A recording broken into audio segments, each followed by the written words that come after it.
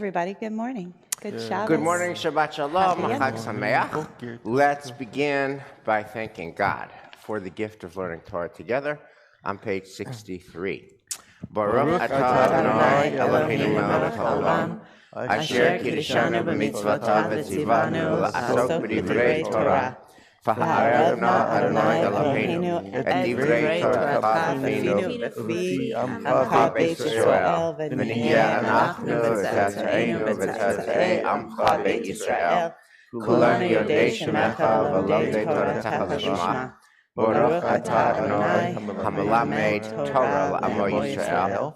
Baruch atah Adonai Eloheinu melech haolam, asher bachar banu mikol ha'amim v'natan lanu et Torato. Baruch atah Adonai noten haTorah. Well, dear colleagues, good morning, and good Yontif, and good Shabbos. It's so good to see you all. And dear friends who are tuning in from your homes, thank you for doing it. I'm just so excited about this conversation we're about to have. I want to begin by just thanking Danny Gordis for writing a super thoughtful piece. I'll explain in the course of my time sharing remarks how I thought it really held up a mirror to me and to my worldview in my 25 years in the rabbinate and how I was trained. And I want to thank Danny for that mirror. I want to thank Michael Bonin for bringing the article to our attention on the day it came out. So for those of you who have read the piece, forgive me for just doing a 1-minute synopsis for those of us who have not read the piece. Here's Danny Gordis. He has a very definite point of view, and he begins with the following contrast. He's a great storyteller. Begins with the contrast between Sbarro Pizzeria in Jerusalem and the Tree of Life Synagogue in Pittsburgh, that when Sbarro was the victim of a homicide bomber during the Intifada, many people died, many people were wounded, and the inside of the restaurant was completely destroyed and gutted.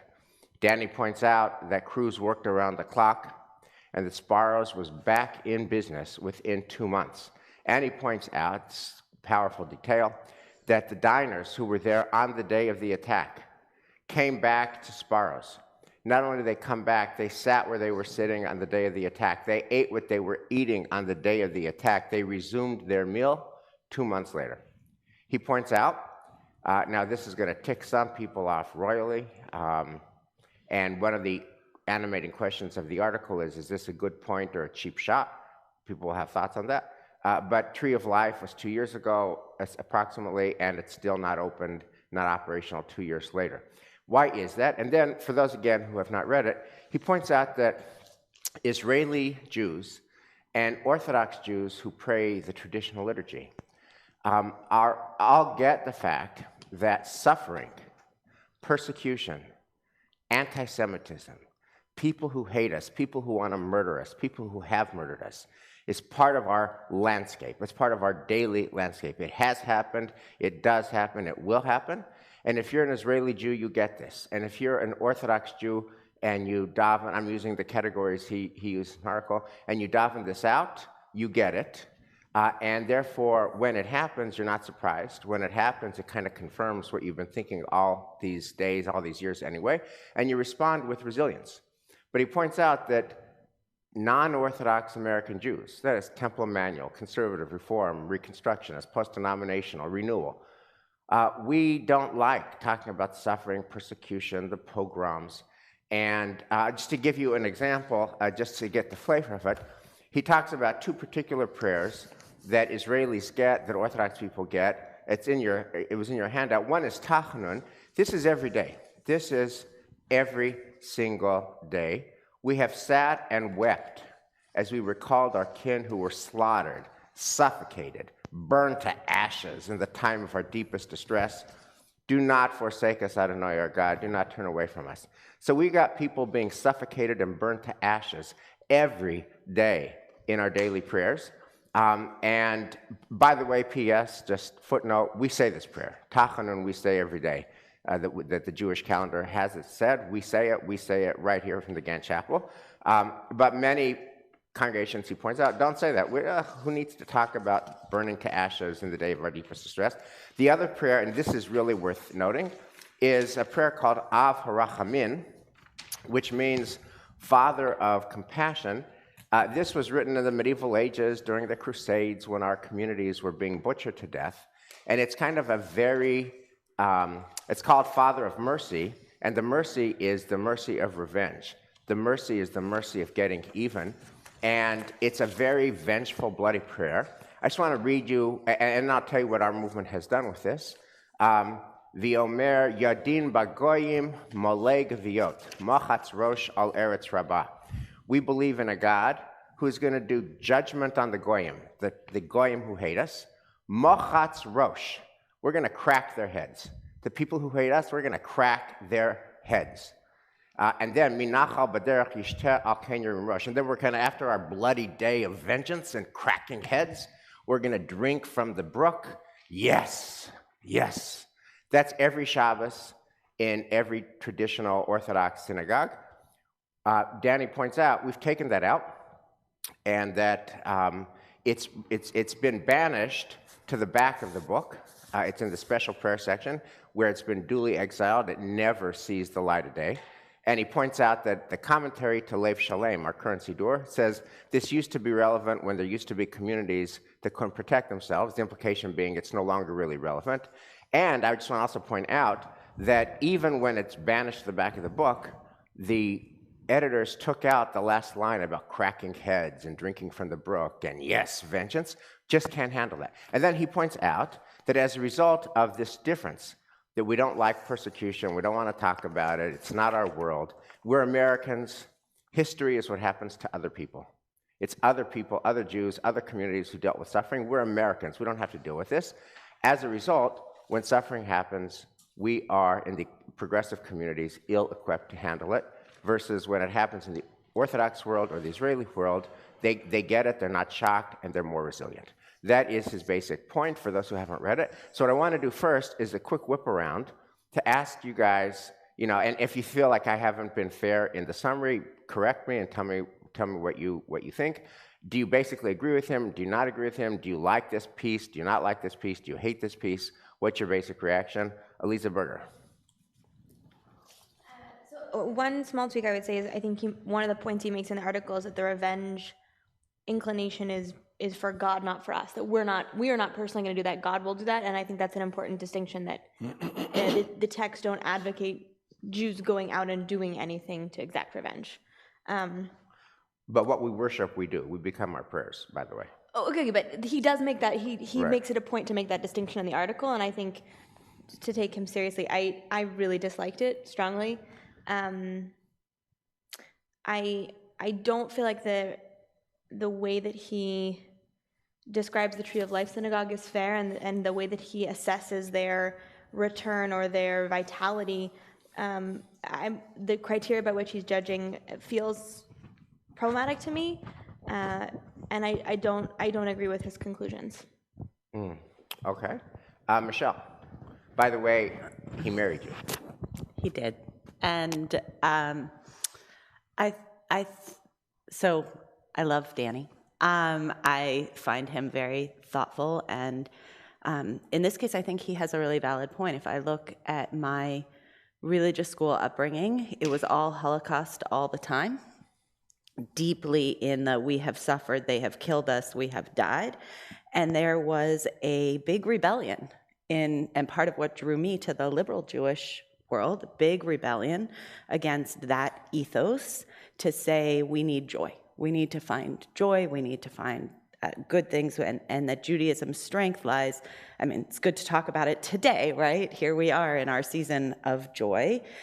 We've got a Torah, we've got teachings, we've got stories, we've got so much beyond our suffering. So on that point, I think fundamentally he has a good point. There is this different orientation.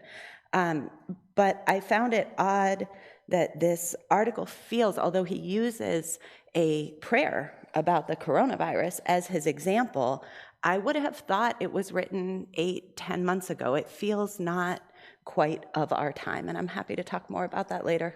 Okay, could you just double click on that? Say more. Why do you feel, you were making this point, one of the great joys of my life, I get to walk home with Michelle after services on Friday night and Saturday, and I always get to unpack stuff with her, and she was making that point last night. Could you say more about that? I feel like the critique that the American Jewish world has lost track of our global suffering and therefore has gone down in our capacity for resilience may have been true prior to the coronavirus. But I have seen again and again our members and people around the Jewish world excavating our Jewish tradition at this point for exactly those moments when Jews have suffered, when Jews have found resilience, when they have met their moment in order to find the strength to meet our moment now. And it feels that more than ever, the American Jewish community is open to the very lessons that lie in these prayers, even if one prayer that he happened to have found was seeking to change it. There are the broad multitude of voices that I hear are voices that really say our people have been through trauma and they have a toolbox of wisdom that I can access to help me deal with my trauma now. So it feels like it was written before that season. In other words, you think the American Jewish community, broadly speaking, including the liberal part of the community, the progressive part of the community, has been resilient and strong in its response to coronavirus, and its resilience and strength has drawn from our deep sources. Yeah, I do, and I think it's continuing to go deeper every day into and Danny that does challenge. not account for that in his And piece. look, Danny lives in Israel, so he's not experiencing that moment. He can use big examples. Tree of Life Synagogue is not open. I can use a big example like that too. Right. Boston Marathon bombing, where our people here, 1 week later, we were open, and I actually have a quote here from Judith Roden from The Garden. The city of Boston post-bombing achieved a remarkably speedy revitalization following, although we know that individuals and families affected emotionally and psychologically as well as physically continue to deal with the effects of what they experienced, the city itself regained full function by the end of the working week. Right. That is not only a Jewish trait, it has also been, at least here in Boston, an American trait that I think he's setting up these straw men and he's not seeing the nuance and the depth. Thank you, Michelle. Elias. So I'd like to start this with a little teaching moment towards you. You have a son-in-law who is Italian, so if you really want to impress him, the right pronunciation is Sbarro. Rolling the R's. Sbarro. Sbarro. No Sbarro. Sbarro. Sbarro. Pizzeria We can always count on Sbarro. you, Italian. Elias. Pure Italian, my friend. Okay. All right. Excellent. Well, By the way, they got a dog, and they were going to name the dog Uri, but they decided not to name the dog Uri because my son-in-law was going to pronounce it Uri. there you go. So they named him So Zevi. please do justice to his language. Okay. Well, it's obvious what I'm going to say. All right? Please. I have a very different upbringing as all of you, and so I couldn't agree more with this article. It's 100% my vision of the world and the Jewish people. So can I just say this is so cool? I love being Jewish. We have, a Chazan and a Rav Chazan. You hate the piece, you love the piece, really ticked you off, 100% your vision Well, of but the I mean, world. but it's not. That's fabulous. It's not strange to say that you and I have completely different experiences in life. Happens all the time. Right. So, it's like, apple and oranges. But tell us what you love about it. The only thing that I don't agree with his article is that the purpose of the article is to compare American Jewry with Israeli Jewry, but Yeah. there is a third category of 3 million Jews who live elsewhere. And that category is neither we have our own state or we are very happy and accepted like in American society. All right? So there is a third category, and 3 million Jews is a lot of people. Hey, Danny, you have a new article to write. Right. If you put together Jews in France, England, and Argentina, you have 1 billion Jews there already. So Right. their experience is completely different. I mean, my upbringing in 30 years of my life was every day of my life, anti-Semitism. Every day of my life, bombings. Every day of my life, a war where the Jewish kids were put in front to be killed first. So, I mean, it's hard for me. I mean, I've been in America 20 years, but I cannot really grasp your experience. Yeah. Les, can I ask you a question about that? And it's so powerful. When you say tachanun, and the line, yashavnu gam b'chinu b'zachrenu et achenu shenitbachu v'shenisrafu v'shenechniku b'mei anyenu, which is really Holocaust language. That's El Mole Rachamim, Holocaust, the 6 million language, and it's every day. Talk to us about your reaction to that, like Holocaust, deep persecution, shenitbachu v'shenisrafu v'shenechniku every day. What does that do to you? Do you tune it out? Do you tune into it? What do you do with that? I tune in, and I think nothing has changed since this has been written. To me, nothing has changed. And therefore, what?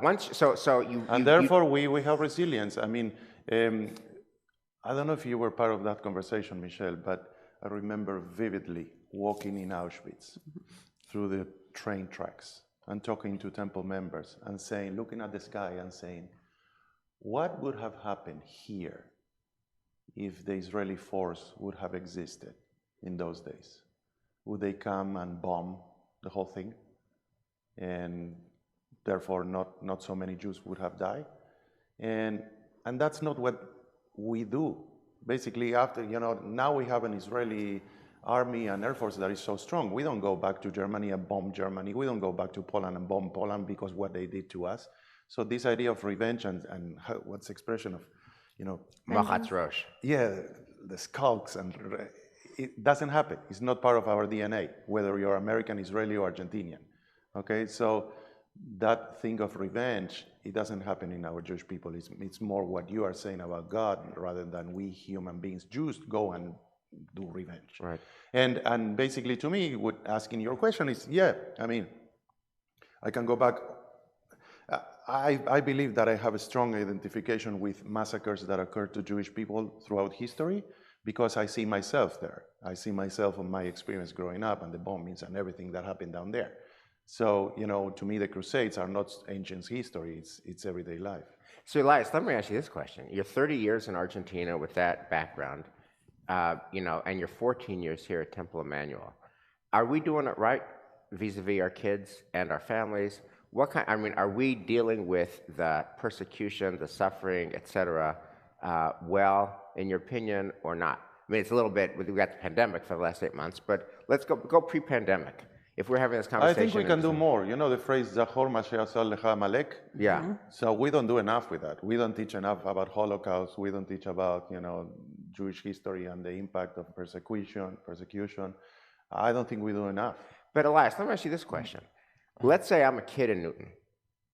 I'm 13, 14. I'm interested in baseball. I'm interested in drama. I want to do well to get into the college of my dreams. You're talking about my kids. Yes.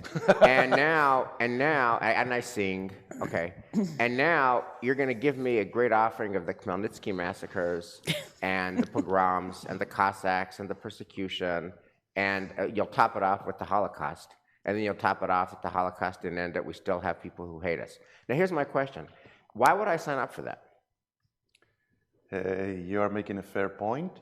What we can do is to bring massacres that are not so ancient to have connection with the kids. When I talk to my kids in the dinner table about the bombings in Argentina, they open their eyes like this, all right?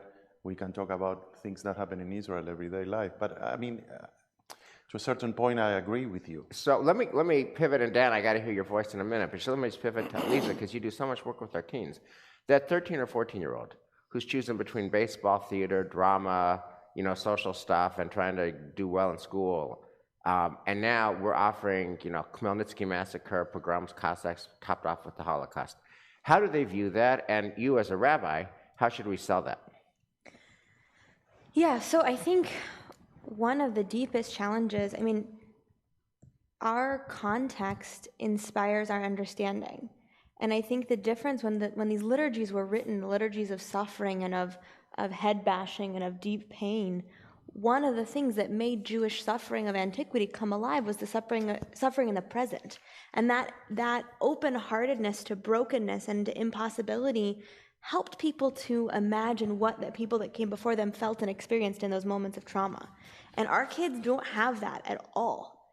And I remember I have a dear friend who grew up in the Orthodox community, and she talked about Tisha B'Av at camp, and they would light all these fires of candlelight, and by the end of the night, they would walk through and they would talk about the destruction, and by the end of the night, all the kids would be sobbing, and she has these visceral memories of intense Jewish loss. And when you talk, I tell our kids stories, and one of my favorite stories is the origin of the Mishnah and the siege of Jerusalem and having to smuggle out a rabbi and all these things. And the kids, you talk about this intense siege, and you talk about that hotheads that burned up all the food, and you talk about the, forces camped watching down on them and the danger, and there's no frame of reference. And I don't think that's a function of us not educating enough. That's a function of what a blessing our kids don't have to deal with that kind of suffering. And so we have, I think, a different move. And I think in this piece, one of the things that kept coming up for me is tradition is doing the same thing over and over again and expecting the same result. Insanity is doing the same thing over and over again and expecting a different result. I think in some ways the resilience of the Jewish world has at its core this deep sense that this thing is going to keep coming back, and it's a tradition of fear and anxiety. Americans are we don't buy into that tradition, but we're also not going to be insane. We're going to try out a new move. So, and Dan, I'm getting you next, but just one last thing, Elise, because I know you did not like the piece as you began. But we're Rav Nachman of Bratslav followers, and we try to find the good in everything and start with the good. He writes in here, and this is where he just totally got me. Americans have long had a sense that history is what happens to other people. The liberal Jewish movements in America absorbed this cheerful delusion. History is what happens to other people. The suffering happens to the Argentinians, and the massacres happen to the Polish Jews, etc. Do you think he has a point there? That we absorb that delusion that history is what happens to other people, but actually it happens to us too, and we just don't see it. So I don't. I would say we see incredible numbers of young Jewish kids who are out in the streets fighting for justice, fighting for racial equality, fighting for an end of hatred and persecution. And while I think sometimes it feels challenging because our kids are so open-hearted, attuned to other people's suffering, they sometimes don't get our own suffering. But I don't think that's thinking that history is out there. They're experiencing one narrative, and they feel like they identify with that narrative. They see themselves in other people's stories, and they don't see the divisions the way that I think our ancestors saw, this is the Jewish people and this is our kids are much more universalist, and they feel deeply the suffering of other people as it's their own, and they don't feel like that's somebody else's story, that's their story. And yet when they go to college, right, they experience BDS. I was going to say, so that's my point. My point is that the Khmelnytsky will be very put off, but knowing where you're coming from and your history gives you more tools to defend yourself. When somebody says to you, Israel is doing horrible things, that's the reason I'm supporting BDS, it's one thing. You said it in your sermon weeks ago.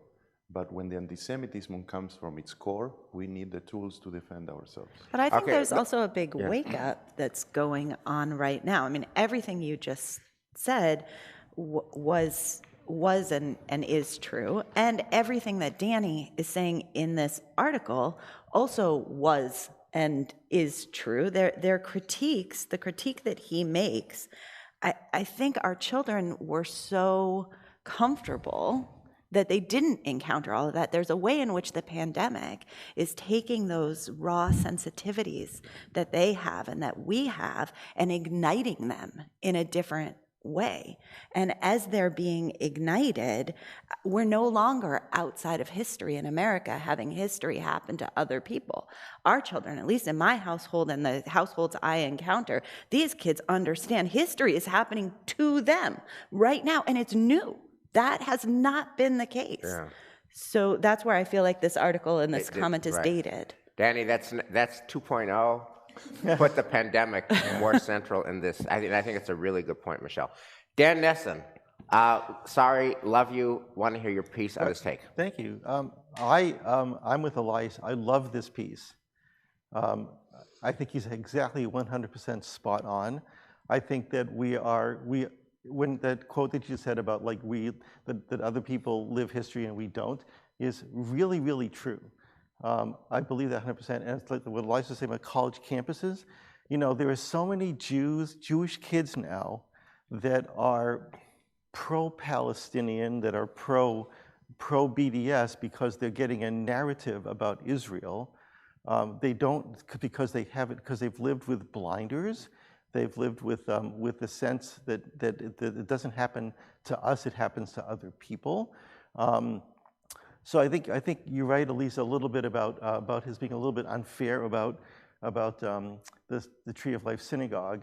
What the building itself is not open, but what's important is that the congregation is still there. So I think you're right about that. But on the other hand, I mean, I was just thinking about a couple of things in this article.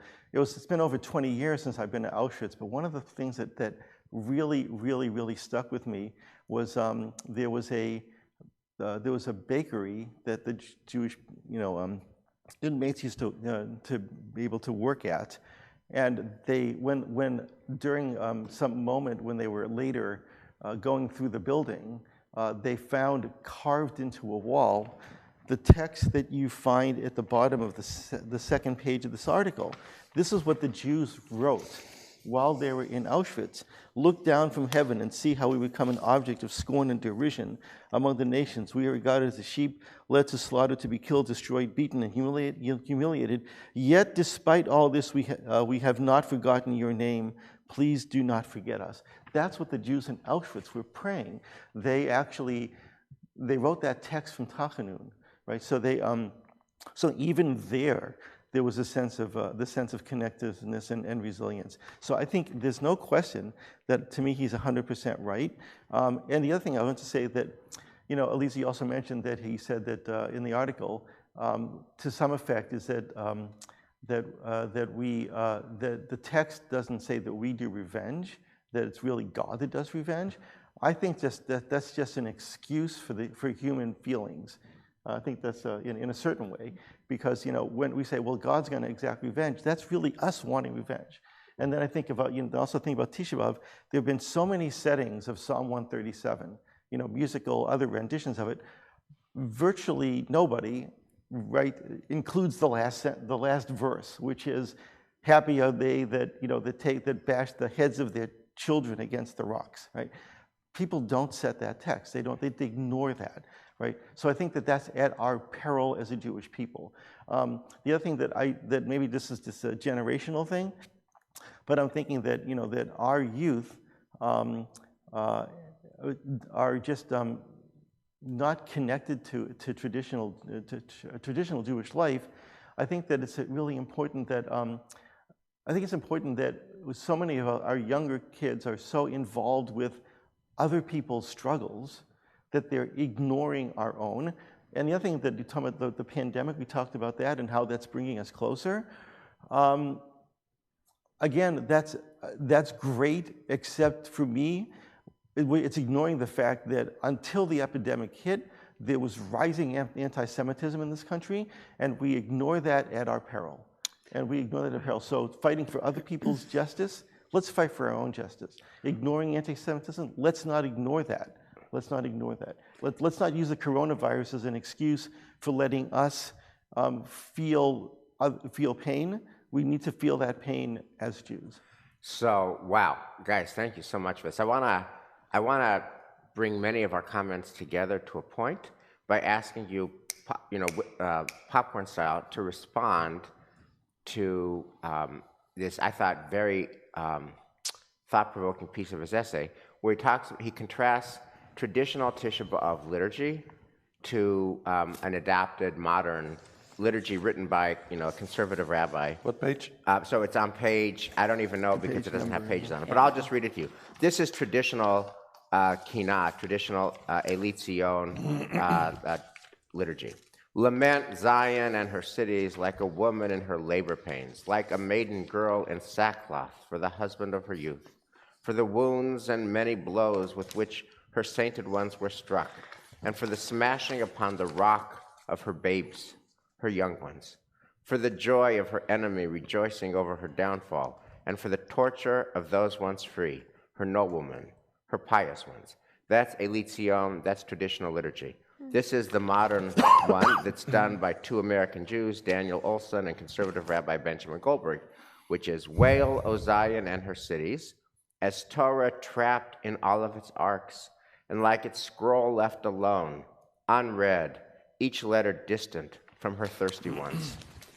For the troubles of her parents who take care of children all day, and for the arrogance of her consumers who rush her openings, for the voices of her scorners at the time of her increasing body tolls, and for social distancing and the loneliness of her people.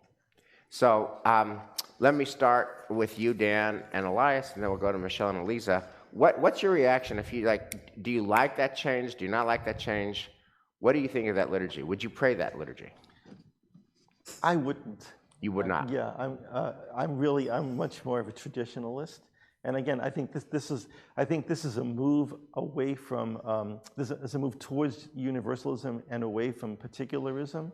And I just feel that we as Jews need that particularism. Elias, would you pray that? Yeah, I agree 100% with you then. I don't like it. It's like softening the point of it. Eliza? She likes it. Don't speak for her. I feel really caught because I like what it's trying to do, but I don't like it, and that just feel like, so I want to just say that his basic critique here is that they're using a day that Jews used to commemorate Jewish suffering to commemorate global suffering. But if we don't have a Jewish holiday that commemorates global suffering, so that to say that that they took our Jewish holiday and they're taking it away, actually what they're doing is, I think, a really important project, which is how do you get young people, how do you get people to get to Tisha B'Av? And I think there's a way to get it through this. I just don't like the way that they did it. I like their project, I don't like their result. Michelle? He's got a valid point, but I think he's making it at the wrong time, in the wrong context, in the wrong way. I agree with Eliza, I don't love the execution of how this happened, but the attempt is not to replace. The attempt is to do a really, really difficult thing, which is to find a way to make our ancient tradition of they hated us, they tried to kill us, let's not eat in this case, right? So trying to make that, what does it mean to me?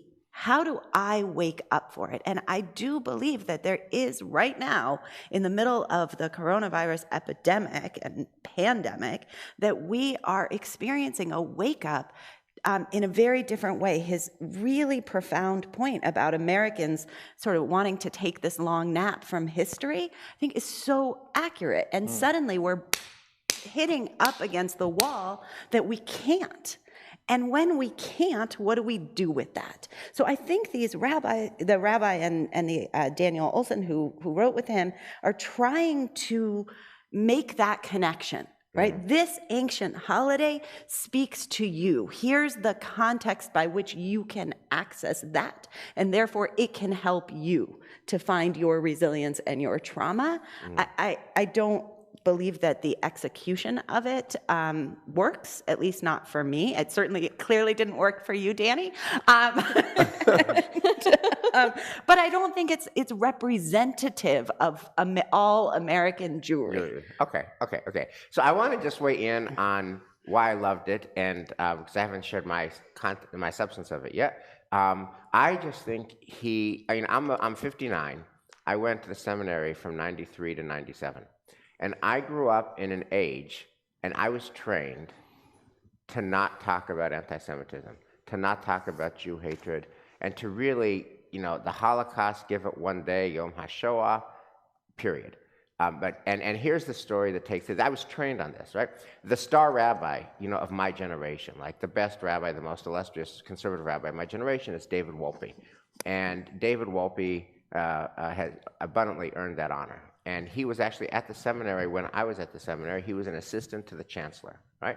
And he tells the following story, and like most of his stories, it's so good, I remember it 30 years later. This is the David Wolpe story. He says he grew up in the pews of his father, Rabbi Jerry Wolpe, who's a rabbi at a synagogue like Temple Emanuel in Philadelphia, Har Zion. And he says he once said to his father, "Dad, I grew up in your shul, and I heard all your sermons growing up. And I remember you talking about Khmelnytsky's massacre, and the pogroms, and the persecution, and the Cossacks, and they hate us, and they expel us, and they try to exterminate us, and topped off with the Holocaust." And he said, the one thing that I never heard you talk about was God. And then he said his father wrote him a letter, "Dear David, God, God, God, God, God, God, God, God, God, love Dad." Okay? And the point of the story was, it was a generational shift, that David Wolpe's father's generation talked about Khmelnytsky and the Cossacks and the persecution, but our generation, and I identified with David Wolpe, I tried to be like David Wolpe, was we're different. We're going to talk about, this is when the word spirituality became in vogue, or the words joy of Shabbat became in vogue, or the joy of mitzvah, simcha mitzvah. But if I'm thinking about Temple Emanuel teens, and I want to get them to come to shul on a Tuesday afternoon, when they could go to soccer practice or play practice, saying, "Come and let's learn about the Cossacks," was not a winning hand. And so I very much grew up in the David Wolpe, don't talk about that, talk about simcha, talk about God, talk about spirituality. And so I just want to say, Danny Gordis, you nailed it for me. You nailed it for me. And this really held up a mirror, like, what are the costs of that? Here's the second thing that I liked about it, and this to me is so evocative, and we just have a few minutes to talk about it. What I loved about it is Danny has a deep faith in the power of liturgy to shape souls and to shape practices. So here, and I just love this line. This is my favorite line in the whole thing. He writes, but as increasingly Americanized Jewish communities have ceased engaging the Jewish canon, have ignored much of the calendar, and have rewritten the liturgy, they are finding that a rewritten liturgy is now rewriting them. What is unfolding on today's American college campuses throughout American Jewish communities is an ominous indication that the progressive Jewish vision has made it harder for Jews to embrace hardship as part of what has shaped us and our worldview, to acknowledge unabashedly both our brokenheartedness and today's darkening clouds, and by doing so to steel ourselves for painful and enduring battles that may well lie ahead. In other words, when we rewrite liturgy, we take out the particular, we put in the universal, we take out the crashed heads of babies, and we put in, daycare challenges. That rewriting that liturgy rewrites us. So here's my question. Do you share his faith in liturgy to rewrite character? And here's my point of departure. And Danny, here's my question for you. We have 4,000 souls at Temple Emanuel, rough and tough. Okay, and the number of souls that actually, and we actually say Tachanun every day, every weekday. But the number of souls that say Tachanun every day is like 30 people out of 4,000, right? So most American Jews don't pray. Most American Jews don't pray, and when they pray, they don't connect with it at that level. So does liturgy, rewritten or otherwise, actually change souls?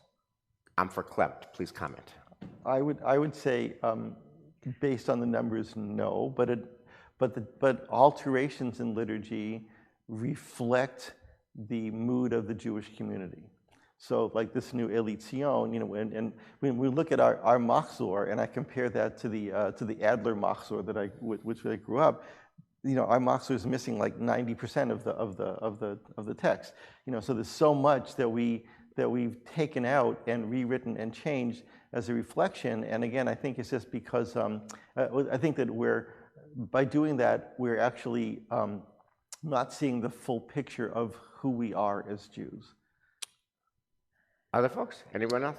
Does liturgy have a power beyond for the chazan and the rabbi? Does liturgy actually have a power for real Jews in the pews or behind their screens? Nah. Says the man who devotes his life to prayer. Not at all.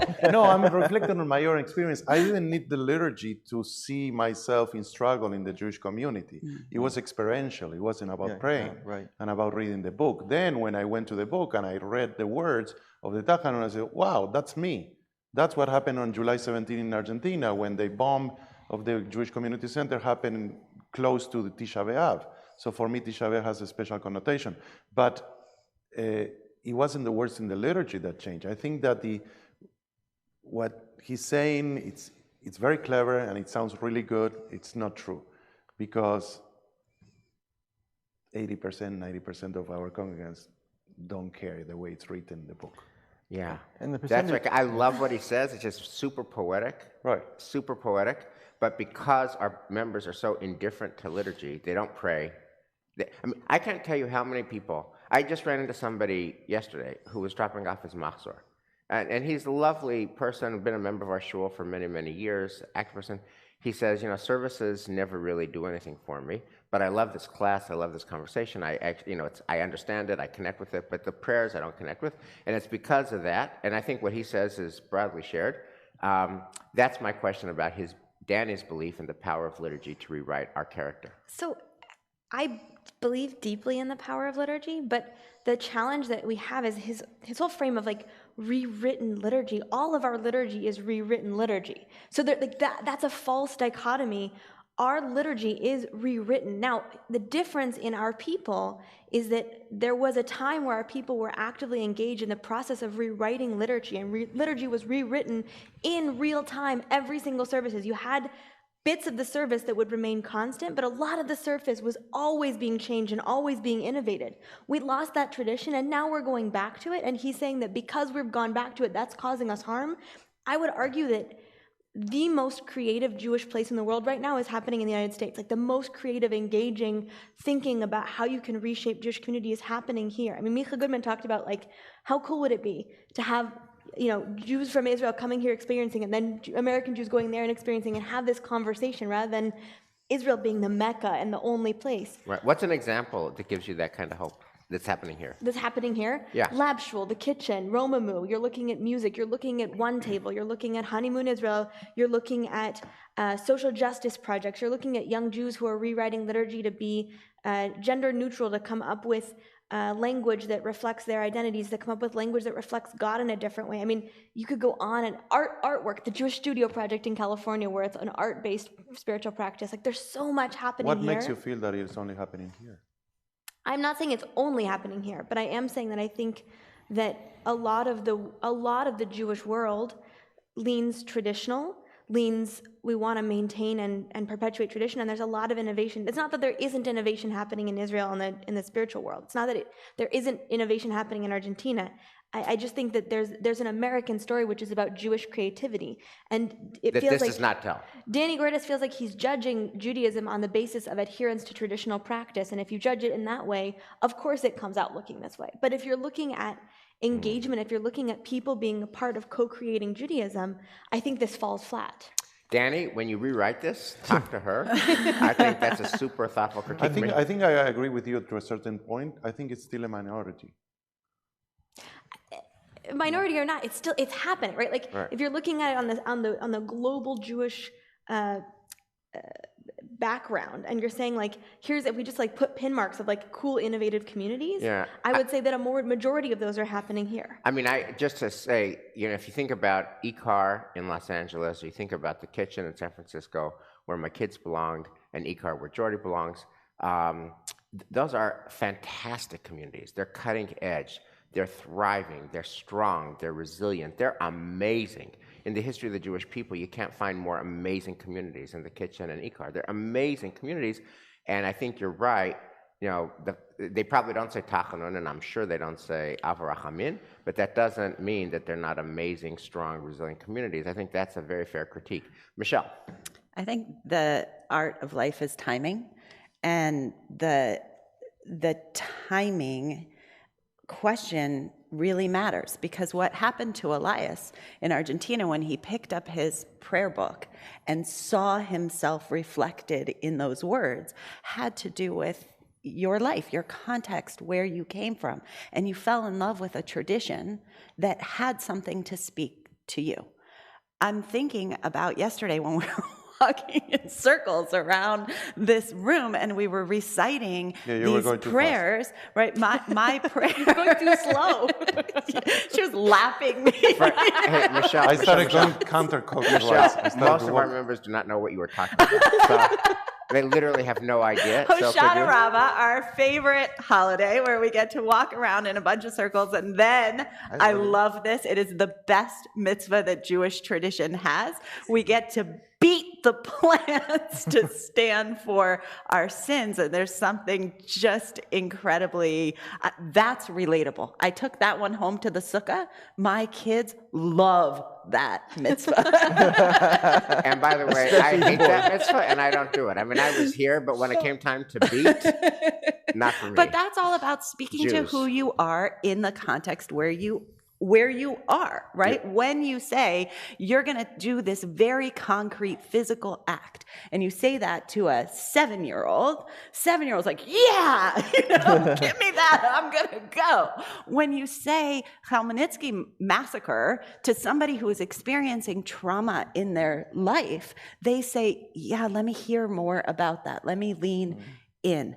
And when you are walking around in the circles and you've got the acrostics that are written, those were written by someone in a time, and our entire liturgy has, I mean, if we were to speak all of our liturgy, we would be here literally forever, because our books are huge. To Dan's point, our books have been written and rewritten and rewritten and rewritten, and of course they rewrite us, but we also rediscover in those books, in the back of the book, sometimes the thing we need. And I think we're doing that now. So here's my last question. With this, we will close, okay? And it's unfair, and you don't have any time to think about it, but, but whatever. What's the prayer that we need to say now? What's the prayer that we need to say now? Modani. Hatikva. Geshem? Not really a prayer. Explain for our listening audience. Geshem? No, Geshem? Say more. I was just joking. Geshem is the prayer for rain. That we say today. We are reciting that today. And no, I don't know. A prayer for this time in relationship with what? Life. Like, what's the prayer that our people are not saying, that if they say it and they think about it and they internalize it, it will somehow give them more resilience and strength? Avadim Hayinu? Avadim Hayinu. We were slaves unto Pharaoh. Michelle? I really want to give that more thought. It feels like it deserves a deeper answer I agree. than, in a few moments here. So I'll punt. You? But I also I just want to say, so also you're talking about e-car and the kitchen and these places where so much is happening.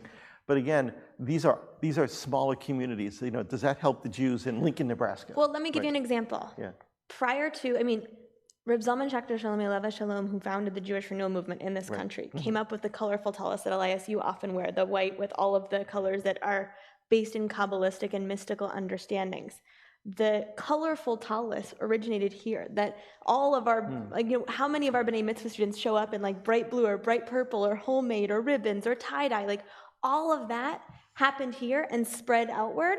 And if you look at if you stood up every Jew in the world and their talises, you'd see a growing number of beautiful colors. That's a change that happened here that spread outward. So that to that That's point, helpful. can Thank I you. actually thank you for helping me think about this, because there is a teaching that the reason that our prayer books are so thick is that in a community, in a congregation, everybody has one prayer that really sparks for them, that they can pray with their full heart, their full soul. It's the one they need that day.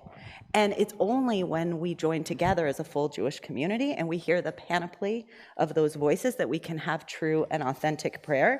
And I'm wondering if, when Danny Gordis prays the traditional liturgy in his full, we have to hear all of the trauma of our people and the babies being bashed against rocks, that is so critical for our Jewish people and for our Jewish survival. And perhaps when Daniel Olson and Rabbi Benjamin Goldberg pray their new Eli Tzion, that's also critical for our Jewish people. Oh, Michelle, you are the best. I love that. Can I say something? Yes. It will sound a little arrogant, but I have to say it. I love that. I love that, Michelle. All the Thank movements you are talking about, the car and the kitchen, I'm not saying this. Historians say this started 30 years ago with BJ.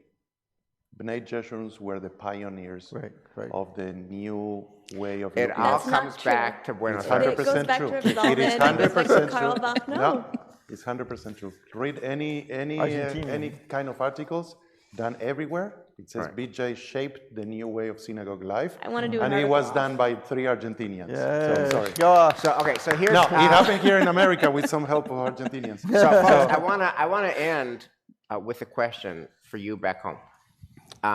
You've read Danny's article, hopefully, or if you haven't read it, please do read it.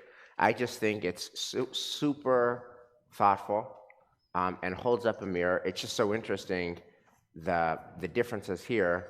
Basically, 3 of us loved it, 1 of us hated it, and 1 of us appreciated his impulse but had some significant concerns, and that it really doesn't deal with the pandemic in a deep way, in a direct way. So it's a little bit, it's 8 months off. It's 8 months off. And that's in one room. So would love, first of all, to know what's your basic posture towards this piece. But then the other thing I want to ask you guys to think about, you back home, is what claim does it make upon you? I mean, if you agree with it, as Elias, Dan, and I do, we basically agree with his posture. He has something to say to us. Therefore, what? What do you do now? And what do you do now in general? What do you do now in the age of the pandemic? And if you don't agree with it, as Elisa does not, I want to come back to the Rav Nachman of Bratslav, start with the good. There's got to be something in here. There's got to be something in here. And what is it as we are facing Shmini Atzeret and Simchat Torah, and the end of the holidays and the beginning of Bereshit next week, still in the pandemic? What does this tell us about how we can fortify our own resilience? Shabbat Shalom, Chag Sameach. We'll see you at 9:30, Yizkor at 10:45.